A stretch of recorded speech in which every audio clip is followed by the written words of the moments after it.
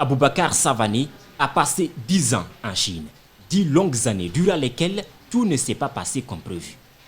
D'abord, la barrière de la langue, la nourriture, puis l'intégration. Il ne le cache pas, pour trouver facilement du travail en Chine, vaut mieux être d'un autre continent que de l'Afrique. Quand on t'appelle au téléphone pour te parler d'un boulot, tu as peur de dire que tu es africain. Okay? Souvent, moi, je me moque souvent des jeunes que j'ai fait venir en Chine, qui disent qu'ils sont canadiens. Et voilà, tu es canadien jusqu'à ce que tu arrives là-bas. Quand tu viens, il faut présenter un passeport pour faire le boulot. Et dès que tu présentes le passeport, tu n'es pas canadien, tu as moins de chances d'être. Donc moi, je pense que ça, c'est vraiment une discrimination, quoi. Une certitude, la Chine s'est beaucoup développée, mais sa compassion pour les Africains laisse à désirer. Moi, aujourd'hui, j'ai peur d'aller en Chine, même si demain, ils ouvrent les frontières. Je me dis que je suis sûr que quand je vais, mon bailleur, peut-être, il va dire que je ne vais plus habiter dans sa maison. Et qu'est-ce que je peux faire? Je n'ai même pas où me plaindre. Et même quand tu es intégré, cela ne change rien. Le problème est chronique. Dans l'empire du milieu, l'Africain reste cet homme peu considéré. Le problème chinois, c'est l'éducation.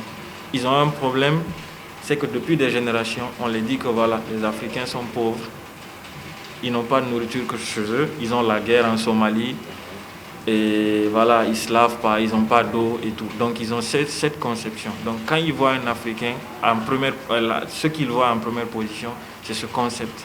Donc c'est un concept, c'est un stéréotype. On met tous les Africains dans le même bateau. Mamadou Ly a passé 6 ans en Chine.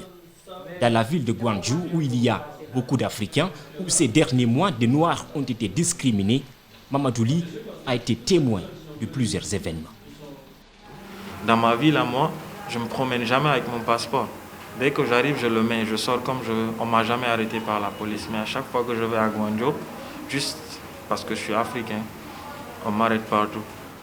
Et dans toutes ces expériences, Ly a retenu une chose, ne jamais porter plainte contre un Chinois en Chine.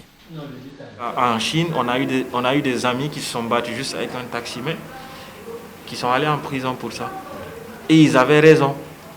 Mais tu n'as pas raison. Tu peux payer plus de 100 millions de francs guinéens pour caution et tu fais 3 mois en prison pour un petit truc.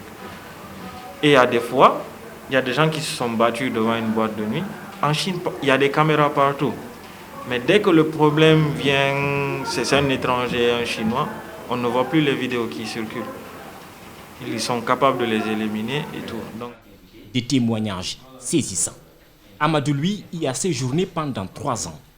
Et comme beaucoup d'autres Africains, il a vécu une expérience bouleversante, des moments difficiles à oublier. Monte, c'est pas tout le temps, mais des fois quand tu montes dans un métro, ou bien dans un train, pas un train, mais un métro qui circule dans la ville, tu peux t'asseoir, tu viens, tu trouves une place vide, tu t'assois, et ceux qui sont à côté de toi, tu les vois s'élever, quoi, tu vois. Non? Donc tu te demandes réellement, ça veut dire quoi ça? Une fois même, j'ai crié sur un Chinois quand je suis rentré directement dans le métro. Il a fui, on dirait que j'avais un fusil, j'étais venu le tuer, tu vois, non, il a fui. Après, je suis venu, j'ai crié moi aussi, je l'ai dit, ouais, Chirien, moi aussi je suis une personne. Est-ce que tu vois? Après, tous ceux qui étaient là-bas, ils m'ont regardé.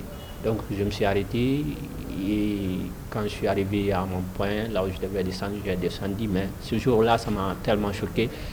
Mais en Chine, Amadou a dû s'habituer à un autre qualificatif plus saisissant. Le nom donné au continent africain. Tu sais, les Chinois, comment ils l'appellent le continent africain? Ils l'appellent le continent africain Feijiu. Feijiu, ça c'est en chinois, est-ce que tu vois? Donc, et le Fei, c'est genre, ça signifie quelque chose, ça signifie comme mauvais ou bien quelque chose, n'est pas. C'est une négation, quelque chose. Donc, le Jo, c'est continent. Donc quand on dit Afrique Feijiu, ça veut dire un continent qui n'existe pas. Donc déjà le nom qu'on t'appelle Feijiurien, africain. Le Feijiu c'est le continent et le Rhin c'est quelqu'un. Donc quand on te dit Feijiurien en chinois, ça veut dire que toi, tu es issu d'un continent qui n'existe pas. Donc déjà le nom, quand un chinois te dit Feijiurien, déjà il t'a réduit à quelque chose qui n'existe pas. Donc le nom là, déjà si tu connais le sens, c'est déjà frustrant. Frustrant. Mais pour lui, tout tire son origine en Afrique, où les habitants accordent plus d'importance aux étrangers qu'aux leurs. Et pour lui, il y a une solution.